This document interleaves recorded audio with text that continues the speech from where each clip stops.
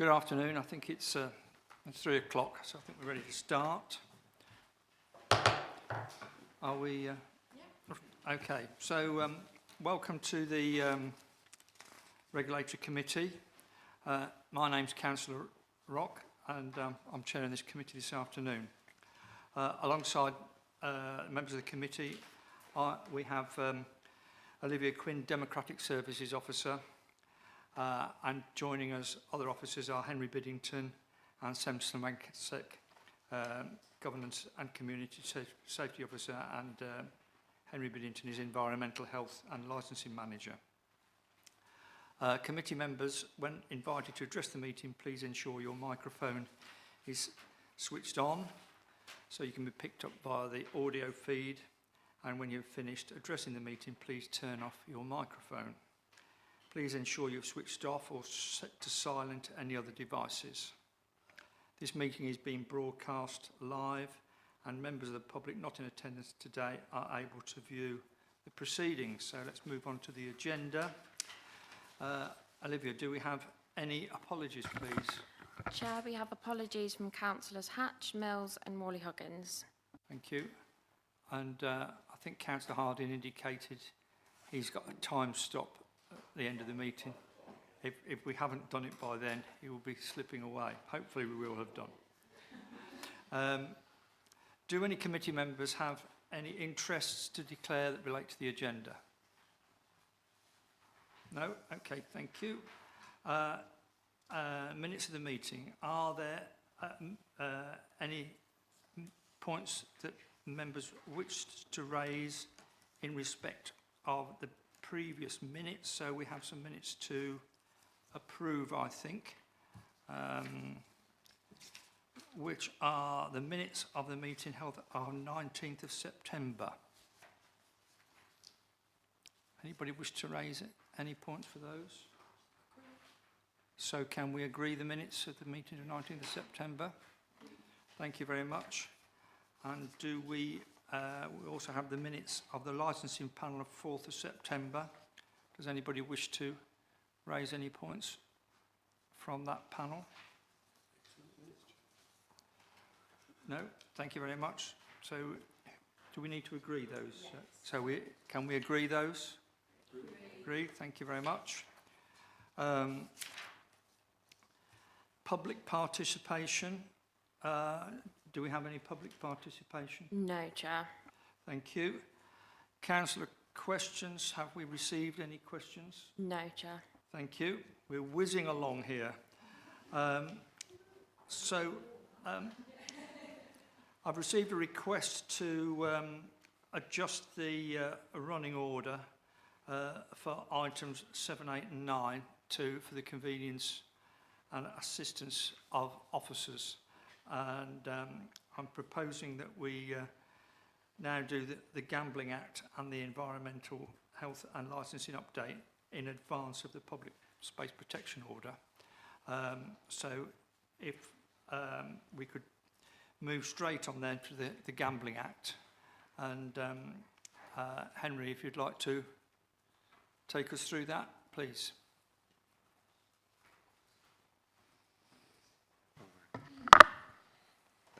Thank you, Chair. Good afternoon.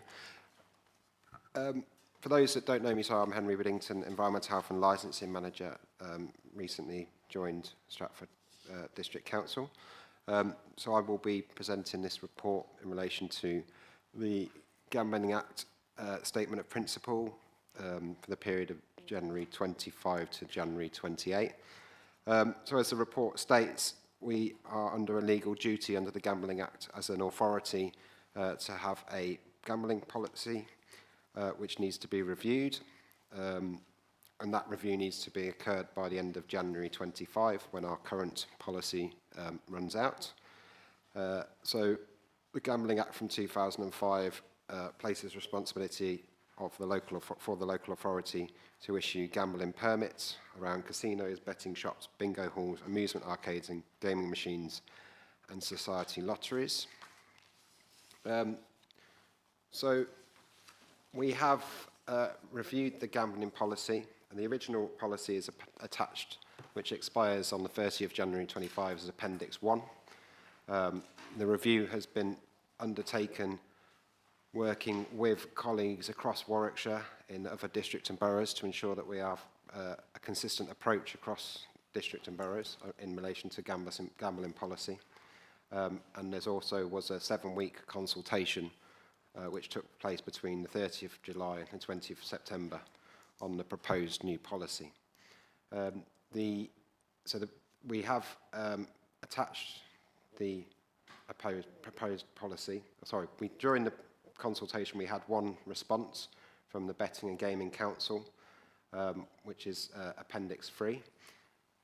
We have amended the policy slightly in relation to that comment, because that was around making sure we define where it's a licensing objective and where it's a gambling policy objective. So it's, we took some legal advice on that, and that's why we've made the amendment.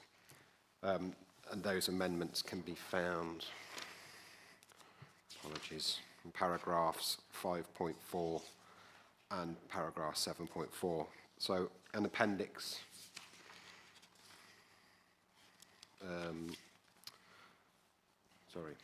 Appendix 2, which is the proposed policy, those comments have been put into the draft proposal, so you can see what was said and why we've made the amendments. The only other amendments to the previous policy are around paragraph 1.2, which talks about the numbers, which has obviously have changed within the last 3 years. So from our point, well, from the council, we have to have a policy adopted as defined in the Act, otherwise we cannot receive applications. So currently we can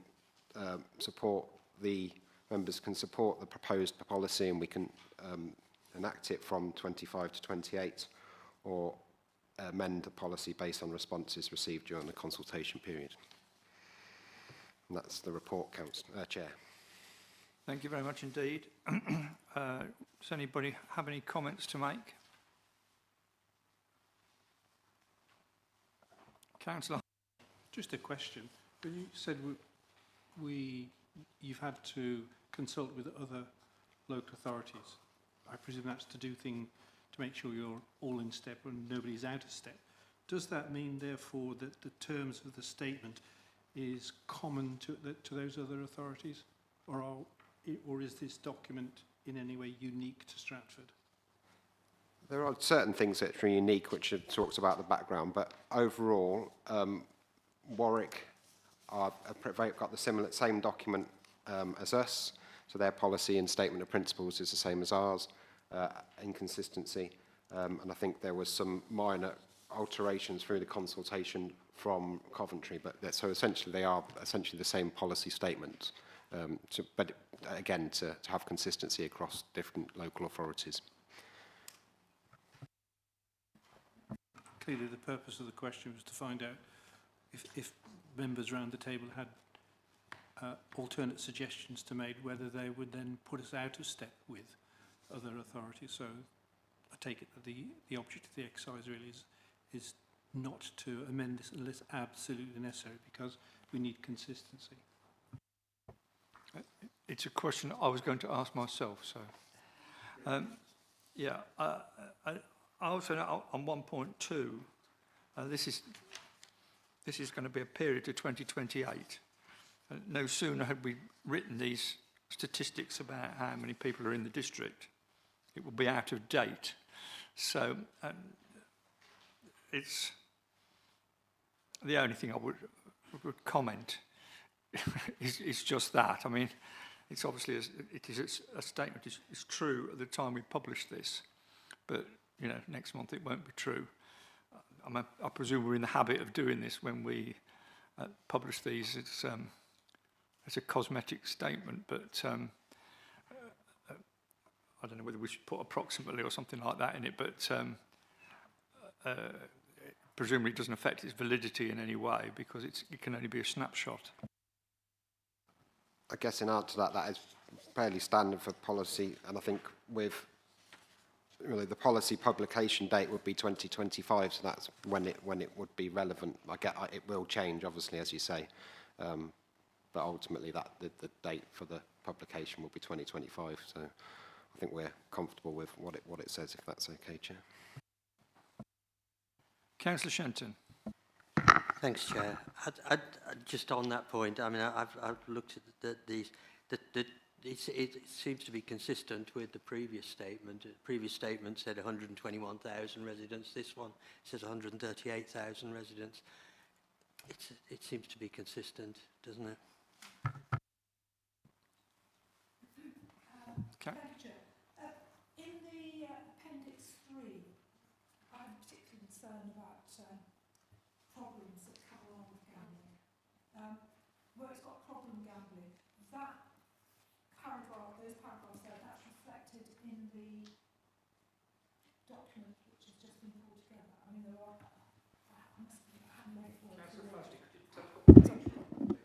it's Appendix 3, page 81, where it says problem gambling. There's a section there on problem gambling, which obviously isn't in the document that we're looking at, gambling policy.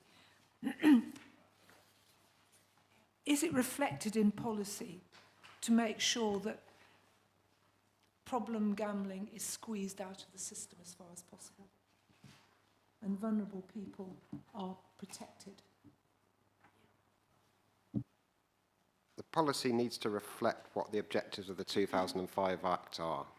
So that is preventing gambling from source, being a source of crime and disorder, being associated with crime disorder, or being used to support crime, ensuring that gambling is conducted in a fair and open manner, and protecting children and other vulnerable people from being harmed or exploited from gambling. So that's what the policy will reflect.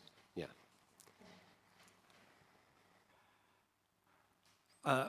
Councillor Petrovich.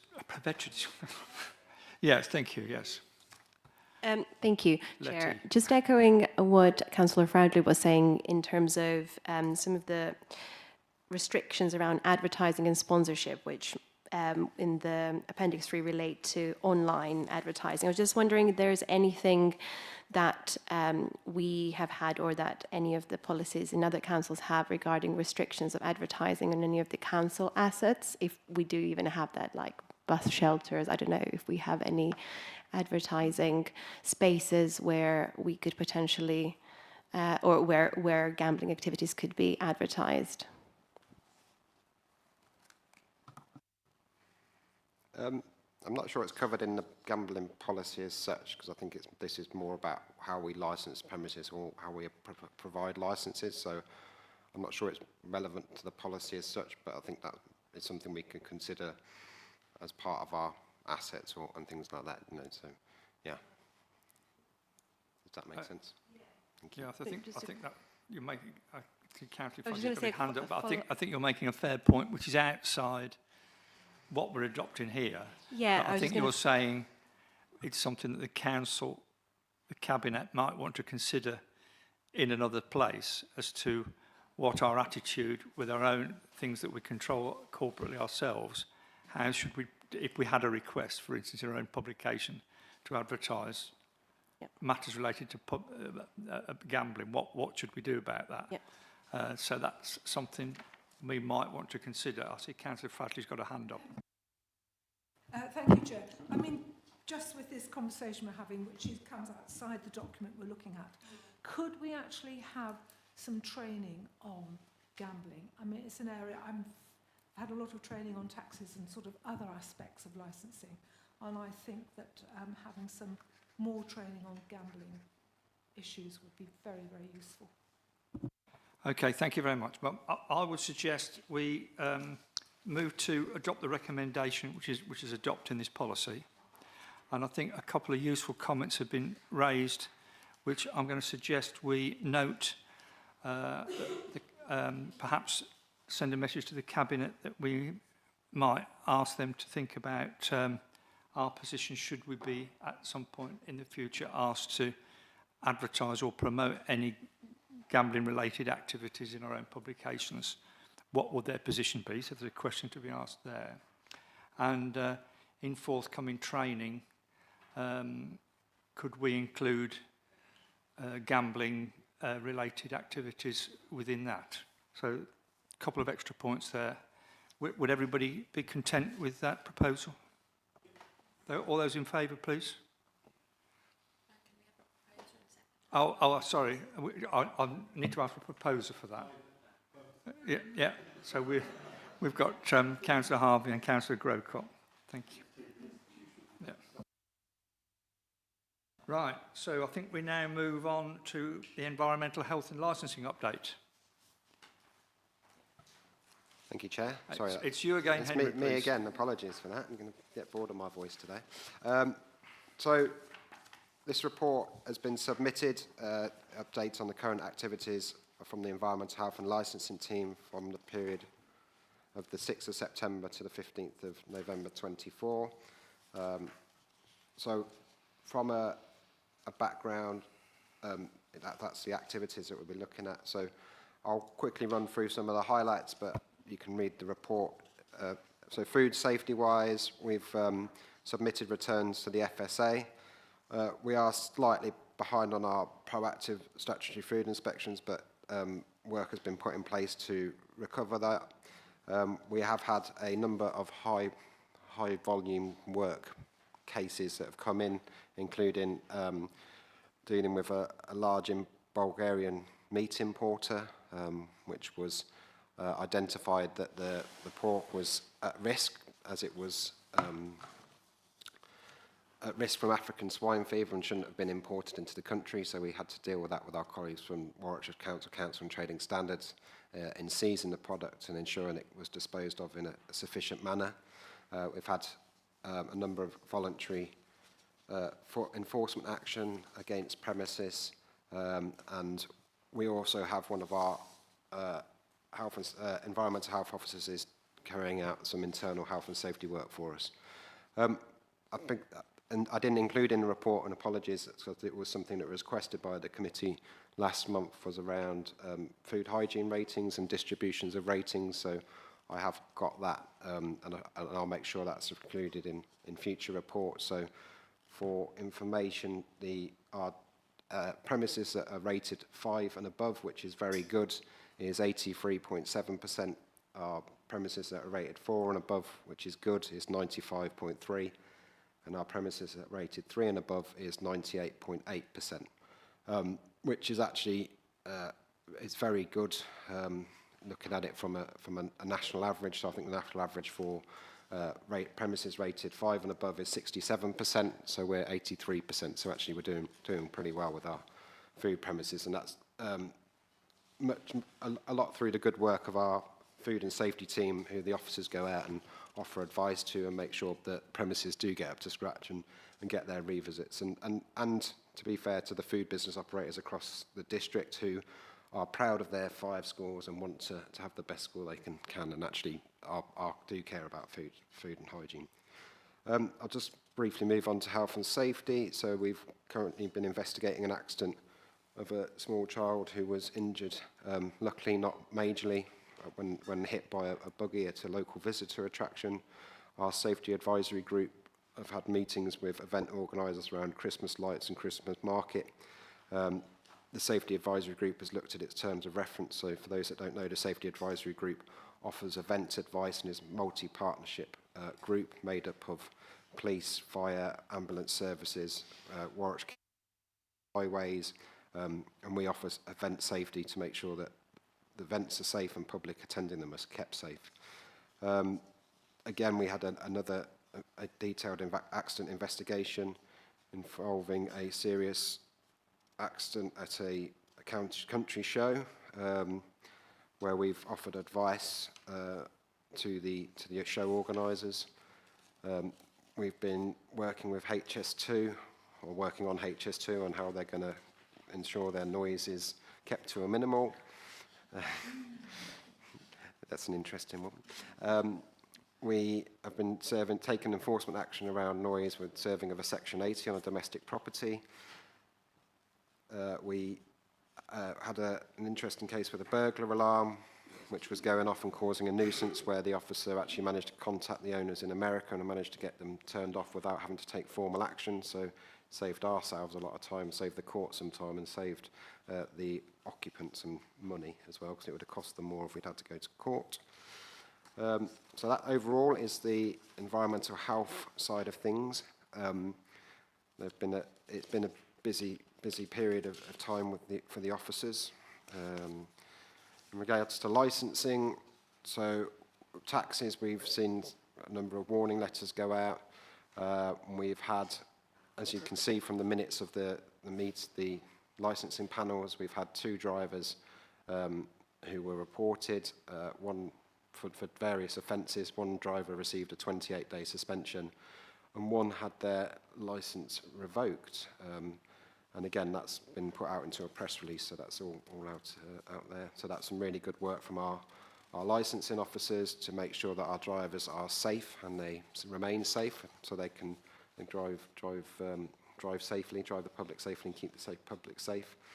And the licensing team are working closely with our community safety team in relation to nighttime economy and providing anti-spiking materials to nighttime venues and etc., which is my colleague's joint work with my colleague. So yeah, overall that's probably as much as you need to hear from me. Hopefully that's all in that report. Thank you, Chair. Thank you very much. I've got a couple of questions myself, but I look to the committee. Lorraine. Thank you, Henry. In section 2.14, you say resources are being reallocated within your team to deal with all these food safety cases. You've been obviously very, very busy. Is there a general thing that they are getting more and more food safety issues for your officers to get out due to change in legislation? And is the sort of how is the reallocated resources, is that going to address the backlog that you mentioned here going forward? Thank you. Thank you. The work that they do kind of does fluctuate with reactive work and proactive work. We have seen more food businesses opening operations since the sort of end of the pandemic, and surprisingly, even though there is a cost of living crisis, people still want to open food businesses. So we do see a step-on-step year chain increase in number of food businesses. In relation to the resourcing, so we have moved some of our resources. We're quite lucky to have multidisciplinary officers who can do different areas of work. So we have some dual officers who do environmental protection work and food safety work. So we've moved one of those officers just to be doing food safety work to cover that backlog. We are in a quieter period for environmental protection, although actually it has gotten a bit busy again, but generally the summer is busier for environmental protection because we see more noise complaints, etc. So we are in a position where we can move resources. It's still tight and we still sort of struggle a little bit on the other side, but we are looking to backfill the half post that's been created from the health and safety internal role being created. So we are satisfied we've got the resources at the moment to complete the food inspection programme, but yeah, and we're looking at how we backfill and manage that going forward. So we don't want to keep it where it is, if that makes sense. It's a temporary shift. Thank you, that's good to know. Also, in part 2.2.3, I mean, obviously this very concerning incident with the child having a serious accident, but one of the lines here is formal action was not an option as the event was organised by volunteers. Now, I mean, some of my ward members in more rural places are always getting concerned because they have these village events where they have people chucking themselves down hills following cheeses, this, that and the other.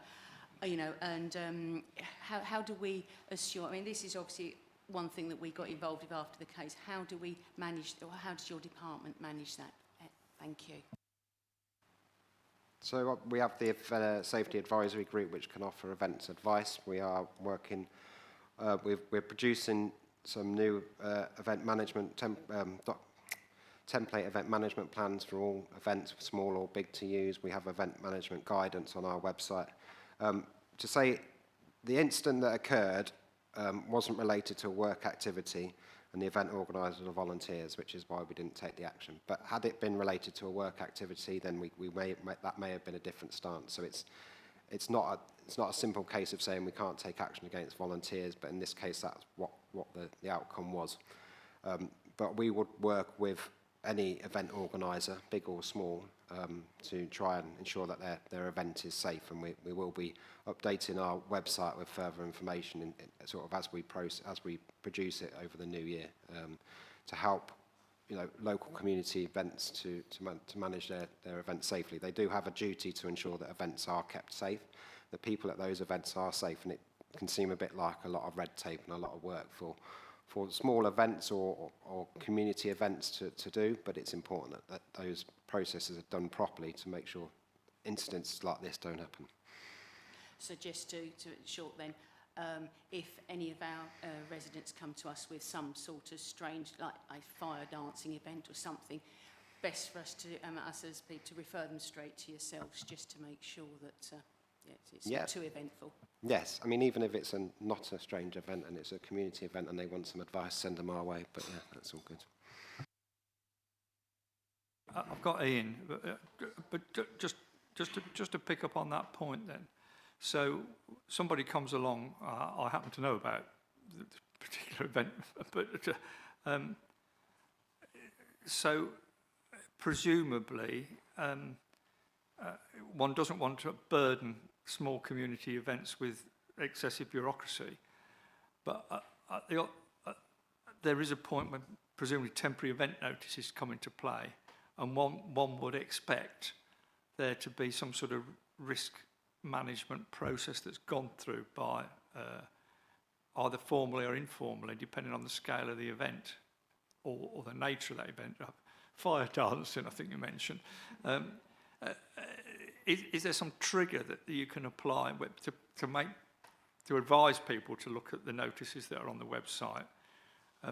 Is there learning points that when we get one of these events that we can help people to avoid this sort of thing in the future, or reduce the risk in the future?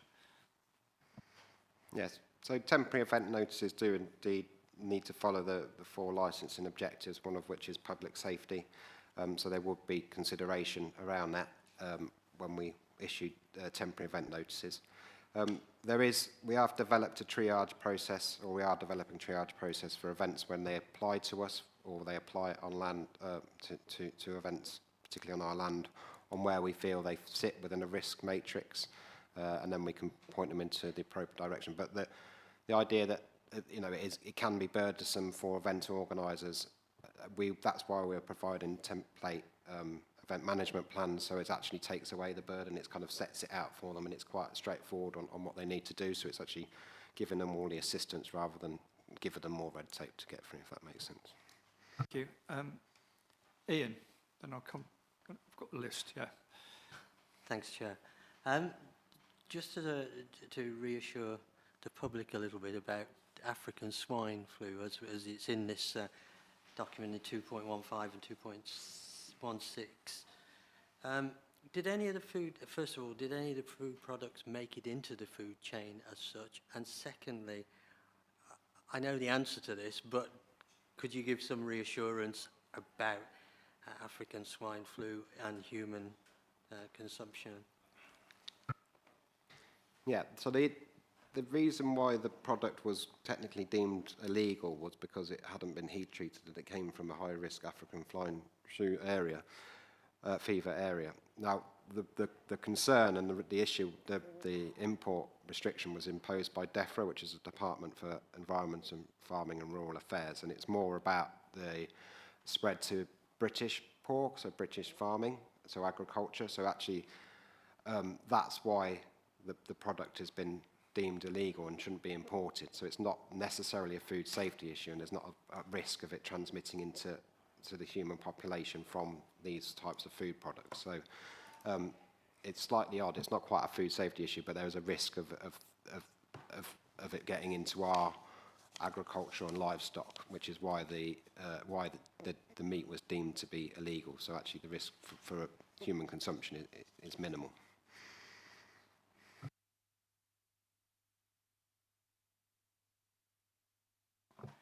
I think Jenny was first. It's just, well, in 2.71, it's sad to see that the numbers of dogs being picked up is on the increase. Stray dogs, 7 since September, which is above average. And I suspect coming up to, or just after Christmas, there might be more. It's a sad thing to read. Trevor. Thank you, Chairman. There comes a point where it's not fair to describe you as a new boy anymore. And I'm interested to know two things. One is, could you give us an appraisal of what you've found and what you've inherited and how fit for purpose you think it is? And secondly, could you list the 3 things that you've, in your recent experience at Stratford, that have caused you to worry or have thoughts about? And on what basis what are those 3 things that we're going to find in a year's time you've made this, that, and the other change because you think it's necessary or to the advantage of the authority? So what's your first impressions of what you inherited? And if we had the conversation in a year's time, what are the 3 areas, given what you know now, where you'd want to make some changes or improvements? Given this is a public meeting and forum, I'm not entirely comfortable necessarily answering that question. I'm quite happy to speak to you outside of the meeting around what I think I've found and what I think is the 3 priorities, but that will be my position. I understand your reticence in asking the question. I understand also why the question's been asked, and I think it's a fair point to say any observations that you bring with a different perspective, like benchmarking, are very useful. I'm sure you're not going to come along and say absolutely everything's fantastic and or everything's rubbish. I think there are some learning points that a new boy, as you put it, can bring to the party. So I think we can have, as you say, a private conversation with members outside that and with senior management. Would you like to make any further comment? Or is there no possibility of having a closed session?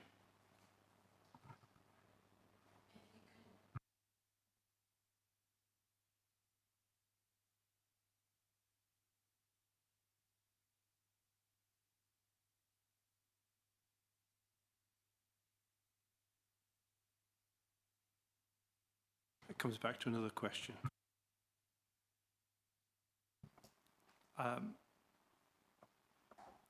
Okay, well, we'll move on.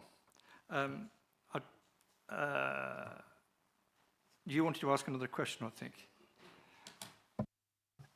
Thanks, Chair. It's really a follow-up from something I said at the last month's report. Earlier on, you said that you've been very busy, and I understood to say, and correct me if I'm wrong, that you're content with the resources that you've got at your disposal. We can always want more. However, one of the issues I did raise last time, and I've raised before, and it is minuted, is that whilst these reports give us a transactional view, it doesn't actually tell us whether you're busier this quarter to last quarter. Now, if I compare this quarter to last year, there's 730 items on your list on the environmental health. Let's just make sure I'm on, the environmental health table. Last year there were 860. Now, that doesn't give me any sense really of whether which items, if you like, take most of the time, which was something I asked for last time and was in the minutes. I don't want to put you on the spot, but as such. But what I would like is to see.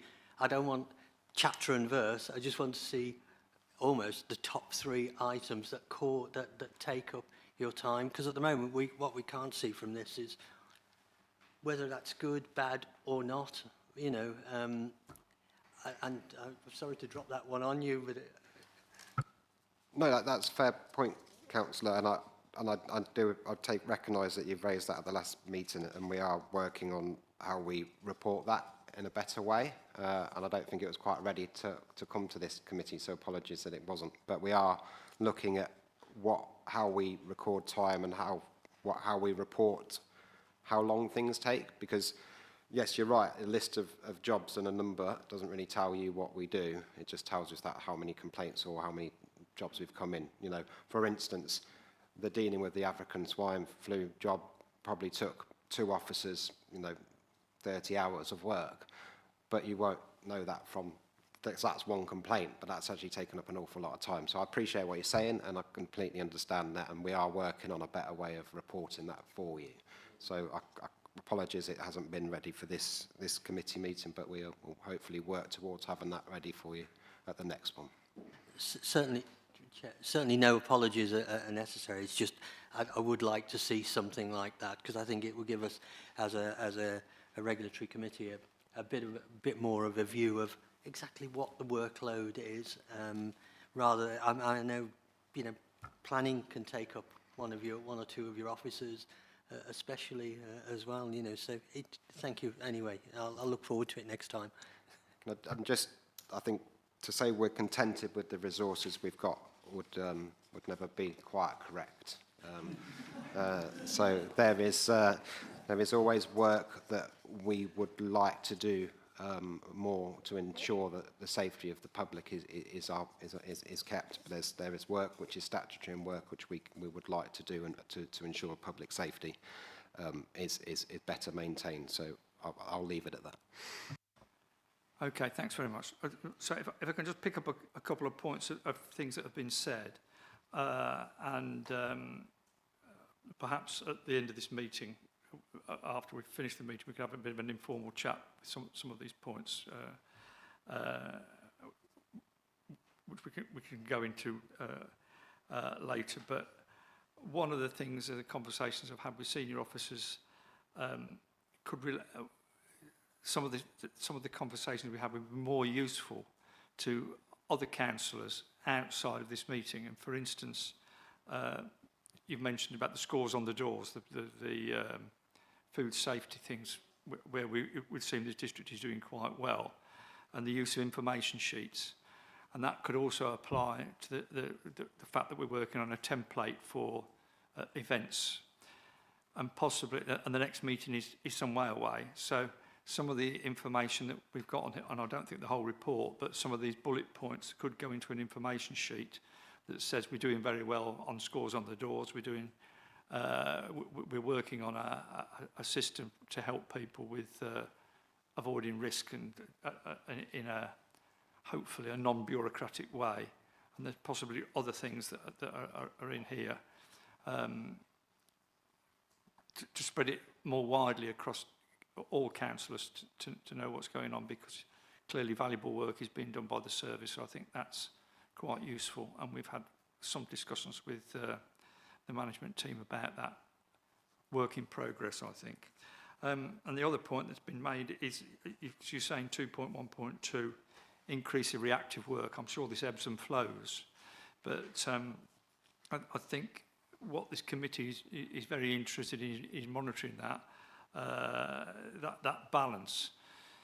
If we feel that you're getting swamped by reactive work and you need some help from councillors on this committee to point this out to the cabinet, that this is a problem, I think we're happy to assist you in identifying that, because I actually to make them, there may be cabinet members on this committee even. So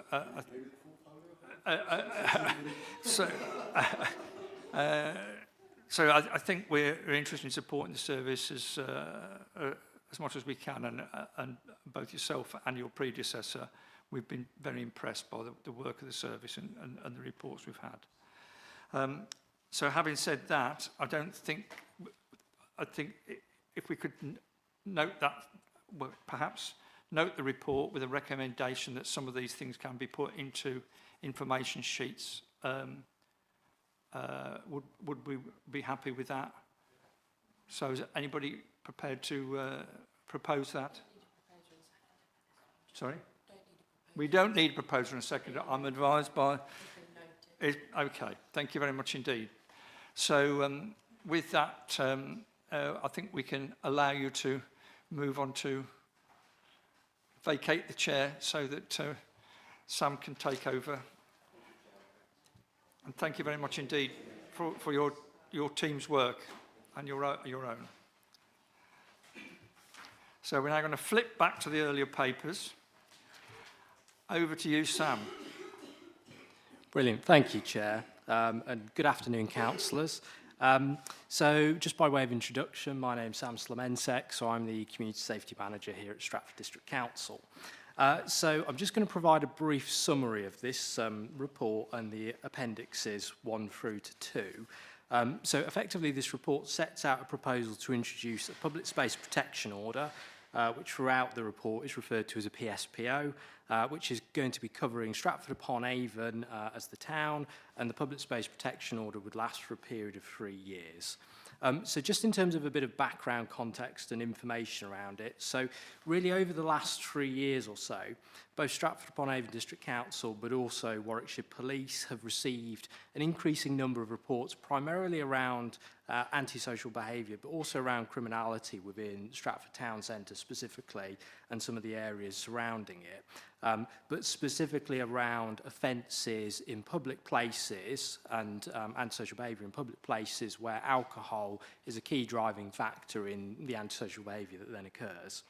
So as a result of that, we've looked jointly with Warwickshire Police and a wider range of statutory partners and community partners to look at potential options and to look at effectively what can be done around it. Now, in terms of kind of getting to this proposal, we've looked at a public space protection order and some of the necessity, which is documented throughout the report. I suppose in terms of kind of evidence and actually looking at some of the things that are currently ongoing within the town, so actually there's been a number of different changes in terms of policy and procedure and in terms of specific operations that are taking place within Stratford around antisocial behaviour. So some of those include something called OpResolve, which is relatively high profile on social media and some of you will have heard of before. But in short, what that is that's Home Office funding to Warwickshire Police, where in every town, or a number of key towns actually within Warwickshire, there's additional overtime funding and additional resourcing to tackle hotspot areas of antisocial behaviour in towns in Warwickshire. And as a result of that, Stratford-upon-Avon, there's 3 hotspot areas within the town centre which are now receiving this additional policing coverage. So by and large, what that sees is it sees officers, usually double-crewed officers, going out into the town centre every single day for usually a period of between 3 and 4 hours as a minimum dedication alongside all the other units and response officers that are going out. So there's been an increased police presence within Stratford-upon-Avon, specifically around antisocial behaviour. We've also been revising our antisocial behaviour protocols in terms of the notices and the interventions that we as a community safety team offer, alongside obviously this additional policing resource and alongside CCTV service that we run here as well, to try and triangulate in these hotspot areas of antisocial behaviour, obviously the correct interventions and early interventions to that. So really kind of just having a little bit of a discussion about the Antisocial Behaviour Crime and Policing Act and what PSPOs are. So PSPOs are used to protect members of the public from behaviour that is having or is likely to have a detrimental effect on persistent or kind of continuing ASB effectively.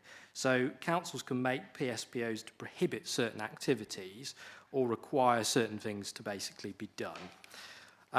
So in terms of producing a proposal around this then, the order itself only has one condition, which is anywhere within the boundaries of the restricted area, which is Annex A of the Appendix 1. Police officers, police community support officers, and any other person duly authorised by the council are authorised to require people to stop drinking alcohol and surrender any alcohol container in their possession where antisocial behaviour is occurring or in their reasonable belief is likely to occur. So that is effectively the one condition that is set out, but that only applies within the restricted area. It's important to point out that this can only be applied for in a public place. So this doesn't in any way affect licensed premises or events that have TENS notices, etc. As well. So that wouldn't apply in those circumstances. In terms of kind of the way in which obviously that can be enforced and utilised, it's obviously a stepped approach whereby that that kind of initial threshold around the ASB and the alcohol container and possession of it can effectively then be challenged by the police or the PCSOs, and it's only at that point where if somebody refuses to stop drinking or refuses to surrender their alcohol that then becomes an offence, which could potentially be prosecuted via the form of a fixed penalty notice, and then obviously if that's not obviously paid through court process. So in terms of kind of discharging our legislative duties, so actually in terms of introducing public space protection orders, there is a statutory requirement to carry out a consultation with a range of stakeholders, which includes the Chief Constable of Warwickshire Police, the Police and Crime Commissioner, and relevant landowners within the area in the curtilage of the proposed order, which we have done. It's also required that we carry out a public consultation in relation to that specific area. So you'll also see that we've got some very high-level results there in Appendix 2. So we've had 188 respondents complete the consultation in May 2024, which had a range of questions about the proposal in there. Overall, there was 96% support for that particular condition being proposed around alcohol and antisocial behaviour. One of the things that we did build into the consultation when we asked questions was around boundaries, as that's a bit of a requirement under the Local Government Association guidance in producing PSPOs. And actually one of the things that by and large stakeholders locally but also the public wanted to see was a slight increase on boundaries, because originally the original proposed order was really quite specific in the town centre and a little bit tighter than it's currently proposed to be, whereas now it's extending the borders really just to include Stratford-upon-Avon by and large. So following that, obviously we took that into account, we've put that into the proposed order as such. So really at this point, that's really probably just the high-level summary of this proposal. The orders met all of the requirements under the Antisocial Behaviour Crime and Policing Act in terms of fulfilling it. And we're really seeing it as a useful preventative tool, which obviously statutory agencies, including Warwickshire Police and other partners, wish to see, as well as having a high-level amount of public support. And it will also assist in discharging the council's duties in relation to crime and disorder similarly. I'm happy to take any questions on the proposal.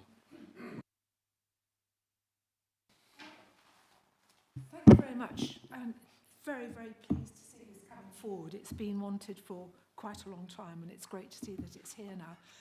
The only thing that I ask, and I'm sure I know the answer to this, but I can't quite remember, is only mentioning alcohol. If somebody is high on drugs, are there similar powers to deal with that, or are there other powers to deal with that?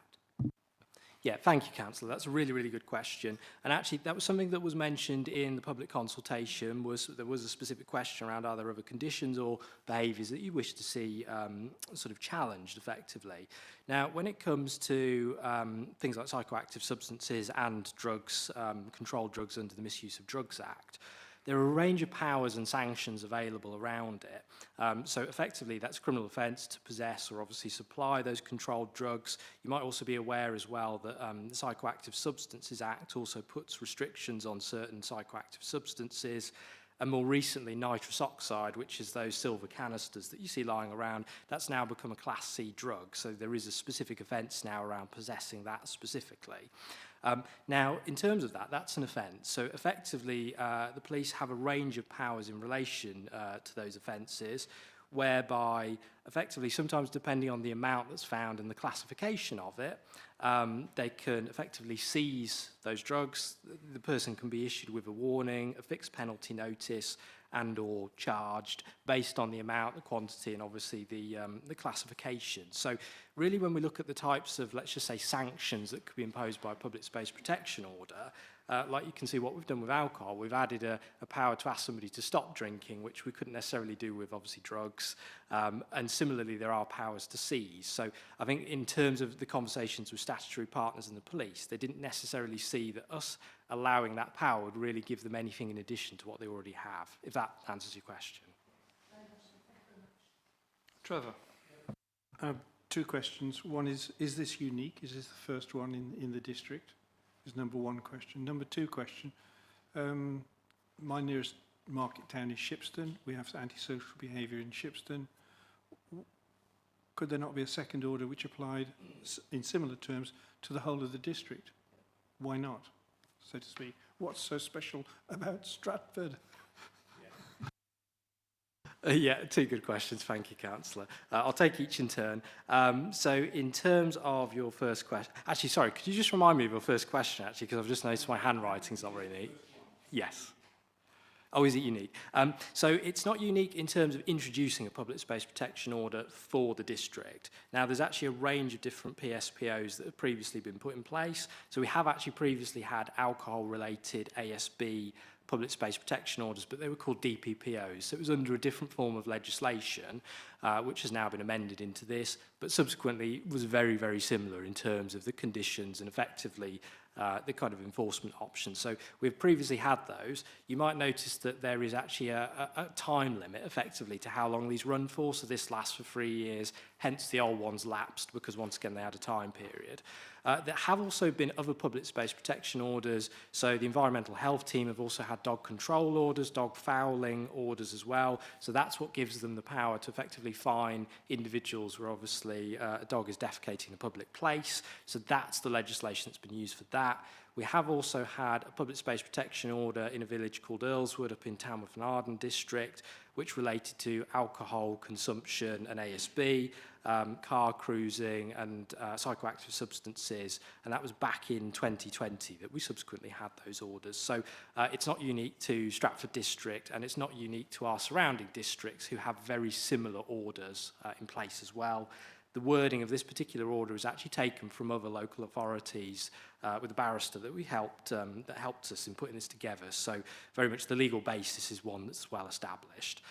In terms of your question, obviously, about Shipston and surrounding areas, and actually the question about could we put in place conditions for the wider district, the answer really around that is yes, but it's all subject to effectively what we call the sort of plan mnemonic, which is about actually the proportionality, the accountability and the necessity and the legality of actually these orders. So effectively with public space protection orders, we should be looking to implement them as a stepped approach to dealing with a particular problem. So they're not necessarily the first thing that we would put in place. We've got to try and prove under requirements and legislation that we've tried other measures to effectively tackle those problems. So actually when we've been looking at the evidence base of Stratford and very specific concerns around antisocial behaviour related to alcohol consumption, if you look at other areas of the district, whilst there might be particular incidents or some localised concerns, when we look at it versus those necessity tests, we'd find that perhaps there are other interventions that we could apply in those villages or those towns, which are slightly more proportionate to the problem versus using this as a tool. So legally speaking, we're just taking that stepped approach. It's not to say that we might not get to that point in certain towns, and it's never off the cards that we could look to introduce that. But just when we did the initial analysis around this, we just didn't find it necessarily met the necessity test in some of those other areas because the antisocial behaviour related to ASB and alcohol consumption wasn't as present. My concern is, I accept that there are practical reasons for what you've done or what you're proposing to do. I accept that. The position I wouldn't want you to get into was where you had to have a plethora of orders to deal with the same sort of problem based upon geography it's dotted around the district. And I wouldn't want the police to be in a position where they could deal with an incident in one way in Stratford, but not another way in Ulster or Southam or Shipston. It's the uniformity. So I understand you can't go asking for orders willy-nilly, but nevertheless, I want to put the police in as strong a position to be as consistent as possible in the way they deal with these sort of incidences. But thanks for your information. Can I just clarify the answer you gave to Trevor there, my understanding was that there was a restriction on alcohol consumption in Southam. Was that a different form of order that's now expired? Yeah, so in the first answer that I gave in relation to is it unique, so quite a number of years ago under the DPPO legislation, there were orders in a number of other towns, so that included Studley, Saltham, I'm just trying to remember the other ones now. There was another 2 towns effectively. This was quite a number of years ago that in the kind of early 2000s that these were in place. But subsequently, once again, when the time came around to review, because similarly with this order, in 3 years' time, we'll have to review actually the proportionality and the necessity of this. When it was reviewed, it was found that actually those incidents wouldn't have met the threshold for us to actually introduce this order. So those orders have lapsed in those areas quite a few years ago now. So there are no public space protection orders in relation to alcohol consumption currently within Stratford District. So it's 0 at the moment? Yeah. And the only area where we feel the threshold has been met is in Stratford Town on this area that has been modified. Yeah. Yes, correct. That we have now. Thank you. Ian. Thank you, Chair. You probably know what I'm going to be asking you about then now. First of all, I wanted to just turn to the Local Government Association, who actually say that PSPOs aren't the answer to everything. You need to start looking at the issue. Often there are easier and more effective tools. And they go on to say, and this is my issue with this, what may be regarded as antisocial is a subjective concept. Antisocial to one person is not to another. Seems reasonable. And similarly, determining whether or not behaviour is detrimental and unreasonable can present some challenges and require careful consideration. So with that in mind, you know, as I do, that we had a PSPO in Earlswood, which has lapsed. And it ran for 3 years. How many tickets were issued under that, Sam? Yes, so there were no tickets issued under that public space protection order in Earlswood. Thanks, Sam. But that hasn't stopped a similar kind of outcry to this from residents and the parish council about antisocial behaviour, drug taking, alcohol, cars speeding through the causeway, and other I won't go into some of the other antisocial things, but you know where I'm going with it. The police have a different view on PSPOs than us, and this is demonstrated by Earlswood, in my opinion, because the police didn't issue any tickets. The only other person that could have issued a ticket was an officer, and it happened to be our legal officer, and he wasn't going to be driving out there at night time or in the summertime issuing a ticket. And the police tend to take a view, and this is directly from Inspector Hembry, and in conversation, but tend to take a more conciliatory view of encouraging people to stop and move on rather than just issuing tickets. And I think that's the right approach. But for people in Earlswood, this has not worked at all, the PSPO. Now, you're putting a blanket order across the whole of Stratford-upon-Avon when you said right at the very beginning there are 3 hotspot areas. You also went on to talk about proportionality, legality, and necessity. Is a blanket approach like this, based on the experience at Earlswood, in your opinion, likely to work? And why a blanket approach? Why not target the specific areas rather than targeting the whole of Stratford-upon-Avon? Thank you, Councillor. Sorry, I was just noting some of the points there, as I really appreciate that. You want me to start again? Yeah, you'll have to come back to me if I do miss any specifics on that. So just starting off with boundaries, you're absolutely right, and I appreciate there was a little bit of a discussion earlier about the use of boundaries. We have to be very careful about the proportionality of the boundaries in the areas that we consider. So very much the starting point for us, as you said, is we have to look at the area where the detrimental behaviour is taking place. Now, when I was talking earlier about OpResolve and the ASB hotspots, the free areas, that's in relation to antisocial behaviour in general, so not just alcohol-related antisocial behaviour. So whilst there is a crossover between those, there are slightly different remits, obviously. So that's a piece of work that obviously Warwickshire Police are doing in relation to antisocial behaviour in public spaces, but actually there is in general a crossover between that and alcohol-related antisocial behaviour. Now, originally, the actual draft order that we published as a part of the consultation actually was purely the town centre of Stratford. So it was much more dialed down in terms of the remit, and the map itself was cutting across various different streets, and it was quite specific to that. Now, in carrying out the consultation, one of the things that's really advocated is actually finding out information from stakeholders and partners about the likely impact that the order might have and potentially the displacement factor which might also take place. So what it allows us to do is it allows us to look at the evidence base of where these issues are taking place, but also what might realistically occur or where we might move issues to.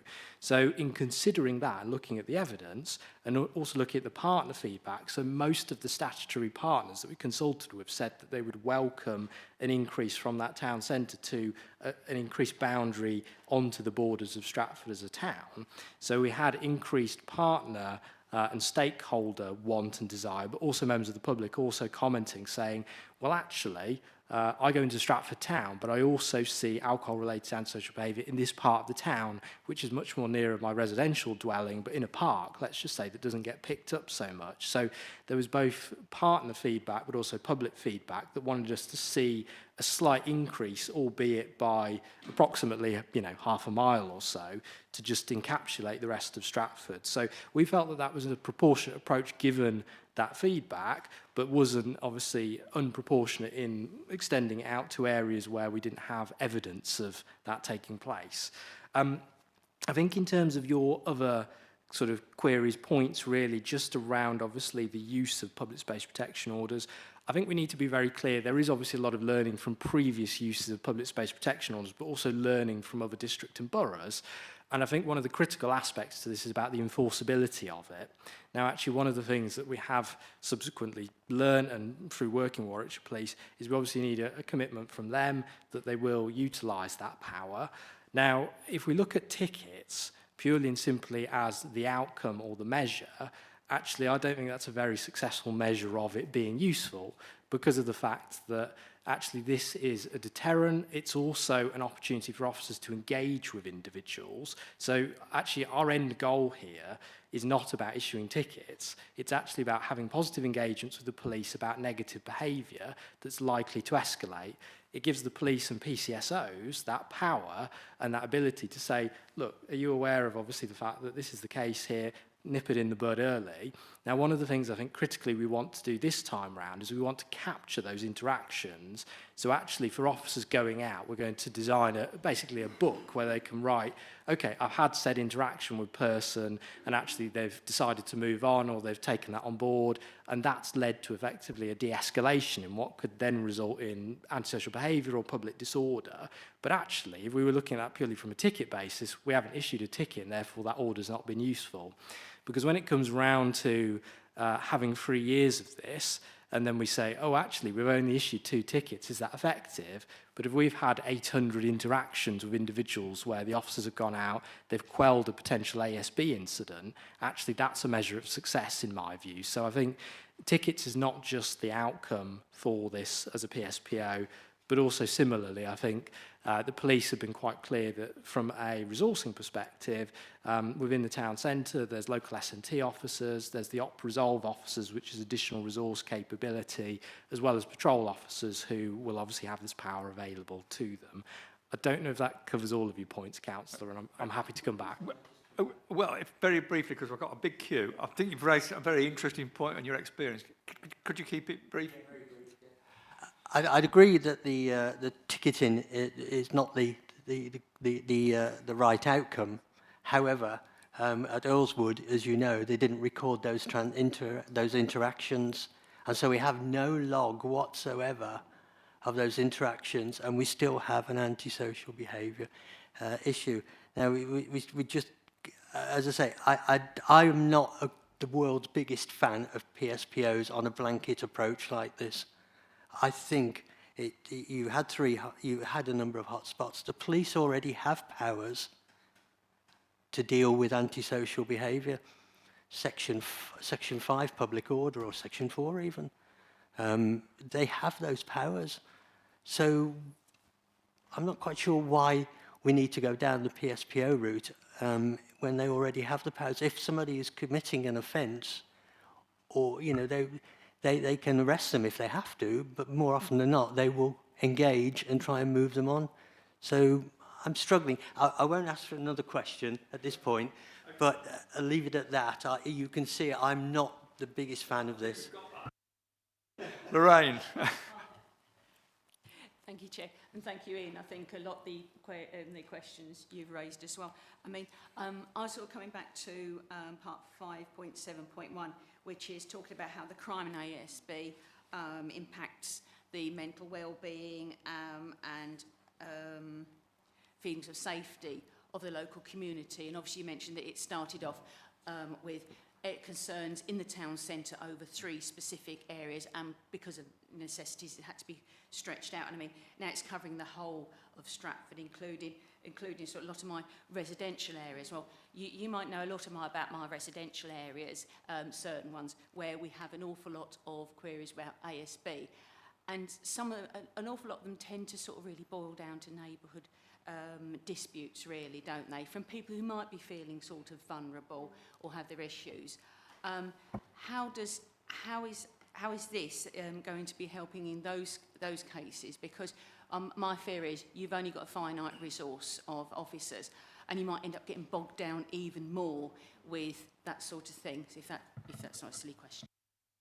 Yeah, thank you, Councillor. I think it's important to make a little bit of a distinction around potentially some of the types of issues as well that might take place. So actually, a lot of these behaviours might apply to the nighttime economy, or they might apply specifically within the town centre. The kind of neighbour disputes and antisocial behaviour that might be related to tenancies, let's just say, obviously this power only applies in public spaces, so we can't really utilise it for that. And there are other ASB interventions that either housing associations have, or we as a district council or our policing partners might have to deal with those specific types of issues. It might be, let's just say there's a public park in, you know, a surrounding part of the estate where actually we start to see a bit of a range of issues, in which case, once again, this is an additional tool that would assist officers, but it's not the one tool that would be utilised, let's just say, in the majority of those issues. So it's part of a toolkit for officers and the district council effectively to utilise as a range of approaches depending on the behaviours that are being presented. So I think in terms of some of those issues that I think you're talking about, neighbour disputes, let's just say this wouldn't necessarily be a tool that we would be using primarily for that.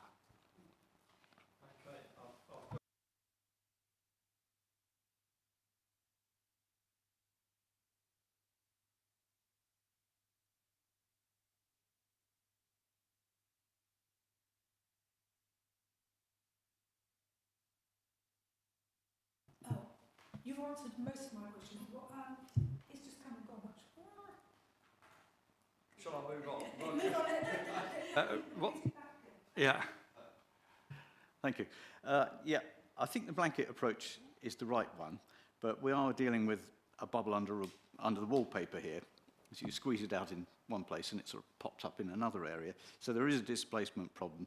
The police had a bit of a purge on antisocial behaviour in drinking around the NatWest Bank, and that popped up in Clopton Road thereafter. So it's just shifting it around. But at least you can point to a sign and say, you're not allowed to drink here. So maybe reports of antisocial behaviour would be a better measure of the success of this rather than actual tickets. My question is, this is an enormous area. How are people going to know that it's subject to this order, how many signs are we going to put up, where, and what is it going to cost? Yeah, thank you, Councillor. So in terms of specific publication, there's a number of ways in which we can get this out to residents. There will be physical signage in key areas within the town centre, but also all entrances and egress points into Stratford, so arterial roads in. And we will look at potential hotspot areas as well to target those. So we will take a targeted approach, because clearly we're not going to put a sign on every single street, making people aware of it. And then even questionably, who will read the signs is then the next question.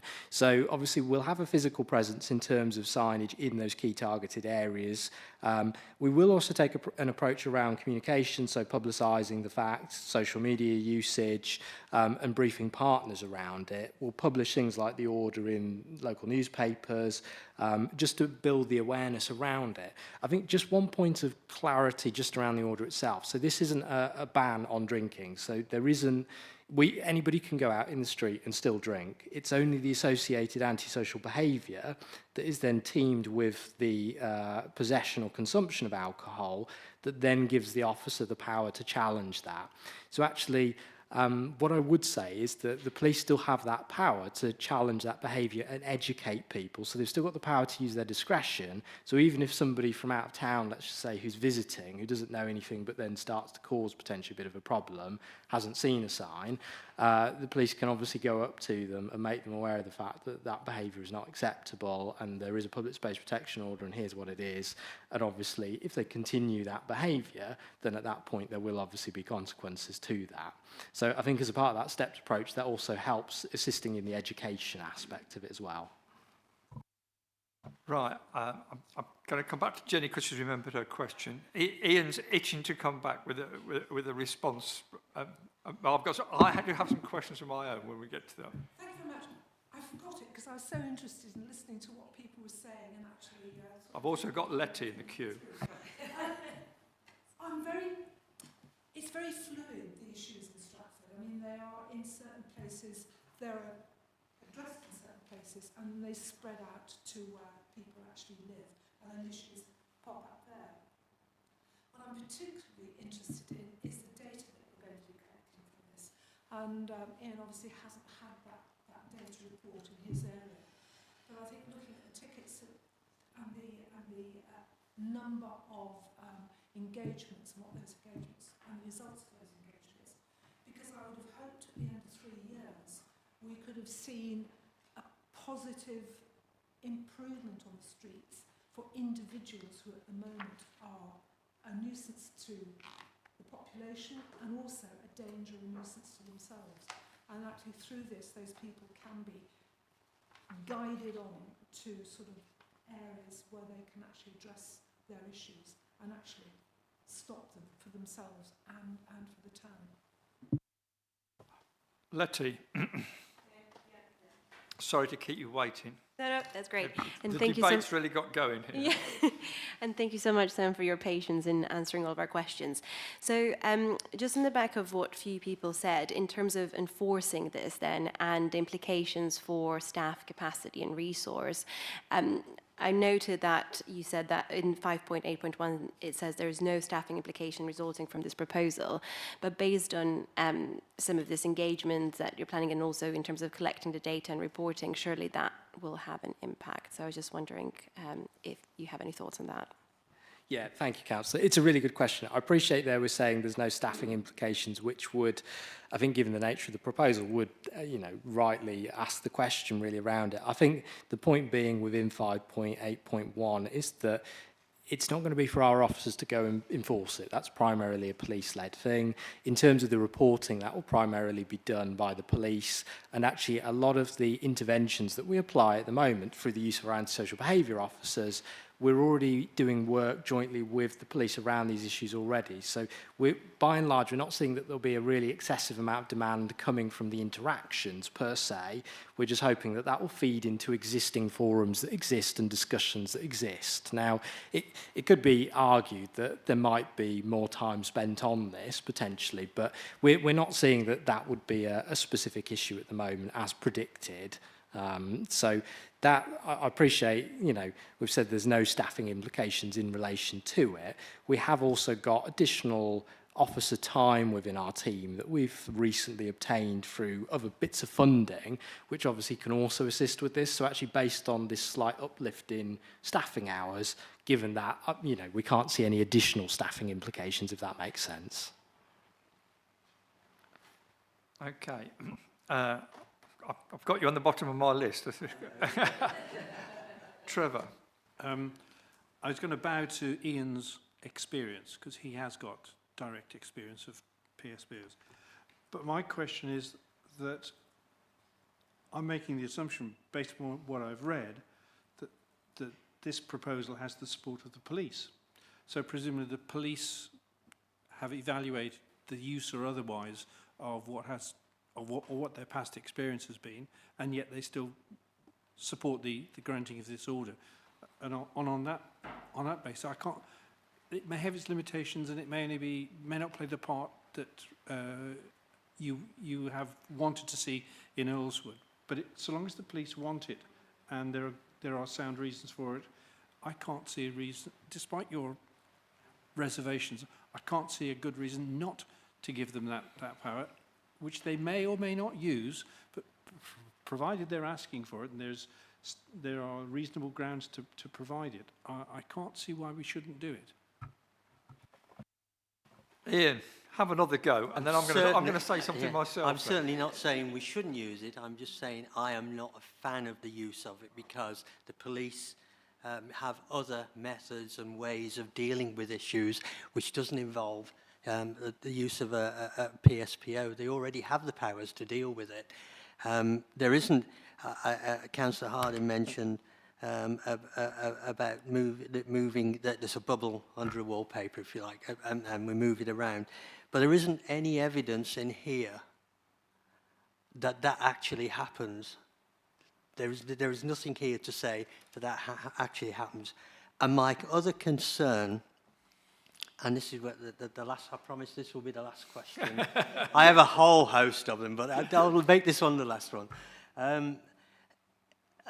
In section 4 of the order, it says, anywhere within the boundaries of the restricted area, police officers, police community PCSOs, and any other person duly authorised by the council are hereby authorised to require a person to stop drinking alcohol and surrender any container in their possession, where antisocial behaviour is occurring or in their reasonable belief is likely to occur. Now, are we or are we not going to use our existing staff, such as, if you like, rangers or the parking team or whatever, because they're out and about and they're multi-purpose now, are we saying that we definitely wouldn't use these to issue tickets and put them into that, if you like, confrontational area? Or rather, so let me qualify that, not tickets, but address behaviour. Yeah, thank you, Councillor. And it's a good point to raise in terms of who can be duly authorised by the council. So that is a power specifically that we have, whereby, say, for example, if we had in Warwick District, they have a community warden team who they are authorised by that council to use this power effectively. So that is something that could be considered, and at any point throughout the duration of this 3-year period, and obviously beyond, if it was to be extended, that power could be implemented at the point of having an appropriate resource to use for that purpose. As of at this particular point, we've not decided to designate that as is at the moment. I think it would be interesting because obviously as time goes on, we can potentially see if there is an appropriate resource or if there are other opportunities. There are also opportunities as well in terms of government funding that sometimes become available from the Home Office as well, that allow for the introduction of things like community wardens. So that's something that we can keep continually under review. If there was to be an appropriate resource that was held by the District Council to utilise for these. But at the moment, in the introduction of the order, we're only looking for police officers and PCSOs to effectively use that power, but that's something we can keep under continual review. Okay. Yeah, Yeah, in fact, that was a question I was going to ask. Right, so some points for myself. The first thing is, I should have said this at the beginning, that Councillor Gist, who's the portfolio holder, apologised. She's in another meeting somewhere else, so she wanted to be here, but she's not here. And some of the points that I'd picked up have been mentioned. As Councillor Harvey said, I noticed that the police, through the Police and Crime Commissioner's Office, have supported this. They're one of the very high proportion that supported it. I have some unease about telling people what to do. So the question is this appears to have worked in some places where it's been used, possibly not on the number of tickets it's used, but it has worked. Some places and we have direct experience, a member of the committee that suggests perhaps it's not worked, but it seems to have widespread support from stakeholders, including the police, which tends to push me, those two things tend to push me in the direction that this is going to be something that I'm minded to support. What I would say is we're going to report this to Council, and Council are going to take the decision. No? We're taking the decision. Yeah, it's not a decision. So, okay, right, thank you for that clarification. But it will be reported. We've got the power, it seems, so we'll be reporting it to Council. No, not the decision being made here, not reported. Right, thank you very much. Thanks for that clarification. The other question that I've been forestalled, where's the list of other authorised persons? The list has got 0 on it at the moment. But if we authorise this order, from time to time, senior members of this council can put other people on it should the occasion demand and the budget is available, I think we're saying. Yeah, so the monitoring officer has the power to designate those individuals, but that's something that at the moment is not taking place. It's purely for the police. That is something that through time can obviously be considered. So if that were to occur, the monitoring officer's got the authority to do that, not this committee? Yes, correct.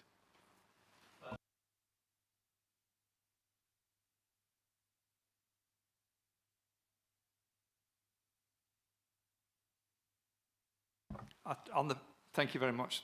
I think on the basis of the discussion that's had, I'm minded to support this, but I think the debate's been very interesting, and I would thank Sam Slemensak, who's been rather on the summarising spot here and been grilled very, very thoroughly.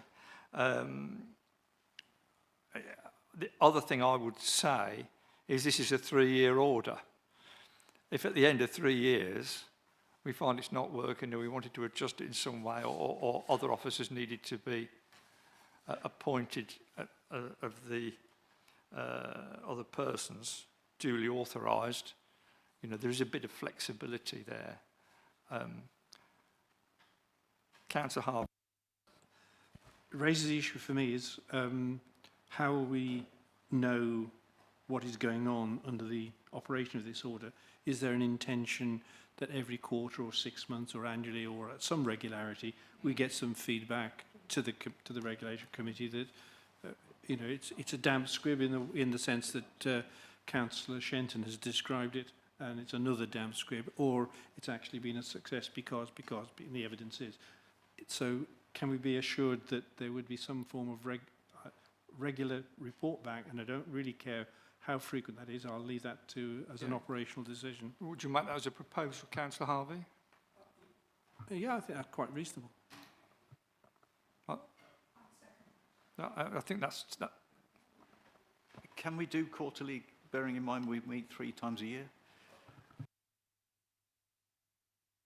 Well, I don't want to cause the officers a ridiculous amount of work, but I do think this is the sort of thing where the committee would find it interesting and relevant, because if you were to come with further requests for further orders, it would provide us with some immediate experience. Yes. Where appropriate, I don't know when we're only meeting 3 times a year, so... Yeah, so we can say to a future meeting, and then when it next gets booked up, we can have a look at the results that come in, and then we can go again. So I think probably the first meeting of the next council year, because March is going to be too early to see how this has worked, hasn't it? The first meeting of next year, let's have a report of what the effect has been. So if you're happy with that proposal, we can add that to the minutes. And I think Jenny was seconding that, yes. Councillor Shenton. One quick comment, it's not a question. I'm not against the order per se.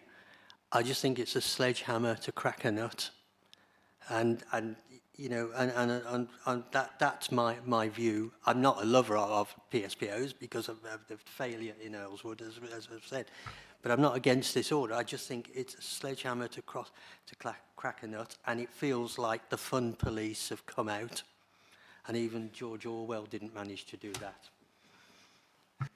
Well, let's hope that somebody sitting on a summer's evening having a glass of wine sitting on the wall won't attract the fun police.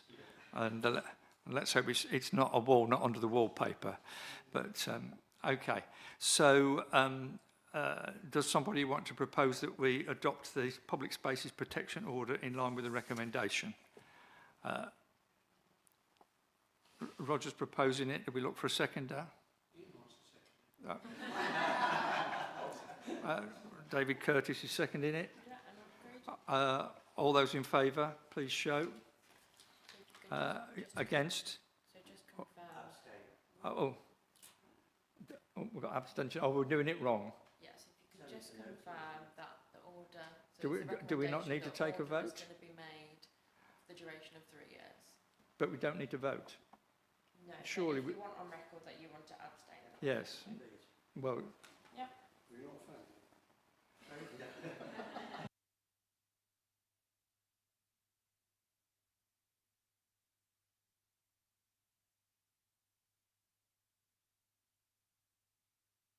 Are we moving on to urgent business, of which I have not been notified of any? No urgent business. Right. Okay. Well, I would declare the meeting closed, but if anybody wants to stay behind, I just wanted to have a brief chat about an email that I circulated, which has been some comment, which I just wanted to share with you outside the meeting. So, meeting closed. Have you turned the... Yeah. Okay. Turn your microphone.